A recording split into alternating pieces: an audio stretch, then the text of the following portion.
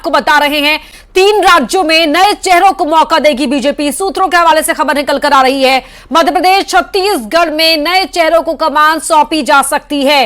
ये बड़ी खबर आपको बता रहे हैं जो सूत्रों के हवाले से न्यूज 18 को मिली है कि एक बार फिर से बीजेपी ने बना दिया है चौंकाने का प्लान। और मध्य प्रदेश छत्तीसगढ़ में मुख्यमंत्री कौन होगा, इसको लेकर तमाम नाम जो रेस में चल रहे हैं, उन नामों को छोड़कर कोई नया चेहरा ही हो सकता है प्रदेश का मुख्यमंत्री। ये बड़ी खबर बता रहे हैं सोर्सेस, न्यूज 18 आपको बता रहा है सोर्सेस के हवाले से ये बड़ी खबर कि मध्य प्रदेश छत्तीसगढ़ को नया सीएम मिलने वाला है। नया सीएम ही नहीं बल्कि कोई नया सीएम फेस हो सकता है, यानी कि कोई ऐसा जो सबको चौंका देगा। तमाम जो आकलन किए जा रहे हैं उन तमाम आकलनों को धता बताते हुए कोई नए चेहरे पर मोहर लगा सकता है बीजेपी आला कमान। ये बड़ी खबर आपको बता रहे हैं। नया चेहरा कौन होगा, किस वर्ग को रिप्रेजेंट करेगा, इसको लेकर भी अभी मंथन जारी है। लेकिन 24 के चुनाव के तहत ये स्ट्रैटेजी बेहद खास बीजेपी की समझी जा रही है।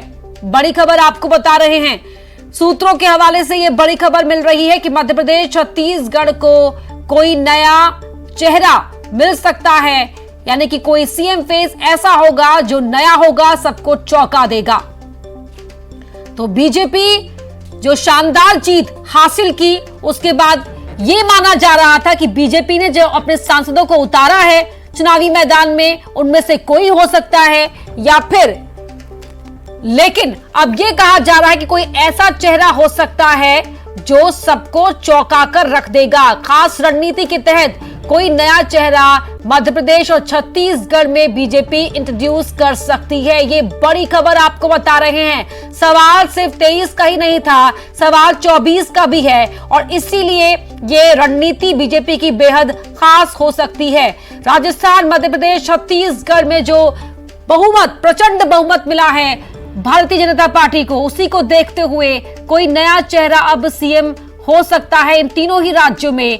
और बीजेपी की इस रणनीति ने अब यह साफ कर दिया है कि 24 को लेकर बीजेपी की तैयारियां कितनी पुख्ता और कितनी जोर शोर से चल रही हैं। बड़ी खबर आपको बता रहे हैं, मध्य प्रदेश में क्या शिवराज सिंह चौहान वापस सत्ता संभालेंगे, यह सवाल उठ रहा था, या फिर जो केंद्रीय मंत्री चुनाव में उतारे गए थे या उनको सत्ता सौंपी जा सकती है। तमाम सवाल, तमाम आकलन, तमाम कयास, लेकिन अब यह खबर मिल रही है सूत्रों के हवाले से कि कोई नया चेहरा हो सकता है मध्य प्रदेश छत्तीसगढ़ में मुख्यमंत्री पद पर। सूत्र बता रहे हैं बीजेपी की यह खास रणनीति कि तीनों राज्यों में किसी नए चेहरे को मौका दिया जा सकता है। हरियाणा और उत्तर प्रदेश के चुनाव आपको याद होंगे, जब यूपी में पहली बार प्रचंड बहुमत मिला था बीजेपी को, तो उस वक्त भी तमाम नाम आगे चल रहे थे, लेकिन योगी आदित्यनाथ के नाम पर मोहर लगाकर बीजेपी ने सबको चौंका दिया था। ऐसा ही हुआ था हरियाणा चुनाव में भी, जब मनोहर लाल खट्टर के नाम पर कहीं कोई चर्चा भी नहीं थी और तब बीजेपी ने मनोहर लाल खट्टर को इंट्रोड्यूस करके हर किसी के आकलन को धता कर दिया था।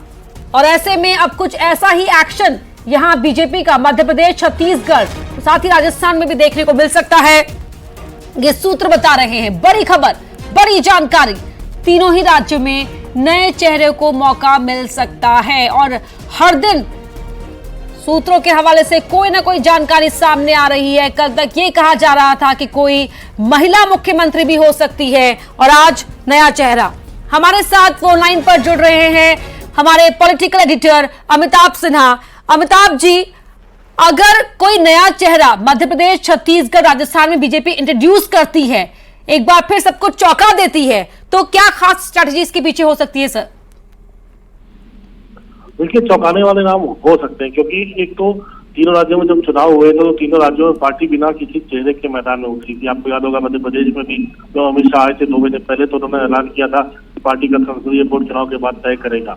तो मुझे लगता है उसका संगठन पर ज्यादा ध्यान था। छत्तीसगढ़ में भी बिना चेहरे की पार्टी लड़ी थी, किसी रमन सिंह को वहां प्रमोट नहीं किया गया था। वही हाल राजस्थान में था। तो पार्टी मोदी गारंटी के दम पर, पार्टी के स्थानीय कार्यकर्ताओं के दम पर सत्ता में आ गई है, तो ये संकेत इस तरह से मिल रहा है कि अब तीनों राज्यों में नए चेहरे को ताज सौंपा जाएगा। तीनों राज्यों में नए मुख्यमंत्री हो सकते हैं। इसमें सबसे बड़ी बात है, जिनमें 8 सांसदों को चुनाव लड़ाया गया था, जो चुनाव जीते थे, उन्होंने आज अपना इस्तीफा सौंप दिया है। तो ये भी उस रेस में माने जा सकते हैं। लोकल नेता भी तो बाकी खास कॉम्बिनेशन हो, चाहे कौन फॉरवर्ड लुक है, कौन कितना कमिटेड है, पार्टी तमाम चीजों का ध्यान जरूर रखा जाएगा। तो ये सब साफ हो गया। अब आने वाले दिनों के नई नेतृत्व को डेवलप भी करने का सोच रही है। जो वरिष्ठ नेता उनको तीनों भी जगह मिलती है भविष्य में, लेकिन इतना तो साफ है कि इन तीनों राज्यों में सक्सेस गई थी पार्टी, इसलिए नए फेस मिलने के आसार जाते। जी सर, एक बार फिर बीजेपी के इस मूव से ये साबित हो रहा है कि बीजेपी सिर्फ अगली पंक्ति की तैयारी नहीं करती, बल्कि आगे की तैयारी भी काफी प्रोएक्टिव होकर करती है। और शुरुआत से ये कहा भी जा रहा था कि सवाल 23 का नहीं, सवाल 24 का भी है। बिल्कुल, सवाल 24 का है, क्योंकि काफी मध्य प्रदेश से 29 सीटों का सवाल है, राजस्थान से 25 सीटों का सवाल है, 13 सीटें आती हैं। तो ऐसा नहीं है कि ये पूरा हिंदी बेल्ट आप समझ लो 60-65 सीटें अगर देना है तो बहुत महत्वपूर्ण माना जाता है। अगर लोग विधानसभा में इतना बढ़िया परफॉर्मेंस नहीं है तो लोकसभा में भी हमारा समाज चाहेगा कि बहुत बढ़िया परफॉर्मेंस हो। इसीलिए नए चेहरों के साथ साथ जो मोमेंटम बना है, उस मोमेंटम को बनाए रखने का प्रधानमंत्री ने कहा है और उन कार्यकर्ताओं को। और प्रधानमंत्री ने खुद मोदी गारंटी के नाम पर वहां पर चुनाव में मैदान में कूदी थी। प्रधानमंत्री के रोड शो काफी पॉपुलर हुए हैं। रायपुर में भी आपको याद होगा कई सीटें जो हारी हुई मानी जा रही थी, वहां पर पार्टी ने अच्छी परफॉर्मेंस दी है। तो मुझे लगता है कि अब तक कोई इस पर लेके बहुत बड़ी बैठक हुई नहीं है। प्रधानमंत्री कल जेपी नड्डा पार्टी अध्यक्ष उनके साथ कल बैठे थे। अभी पार्टी का संसदीय बोर्ड बैठेगा, पार्टी और ऑब्जर्वर कौन से भेजे जाएंगे राज्यों में वो तय करेंगे विधायक दल की बैठक बुलाकर।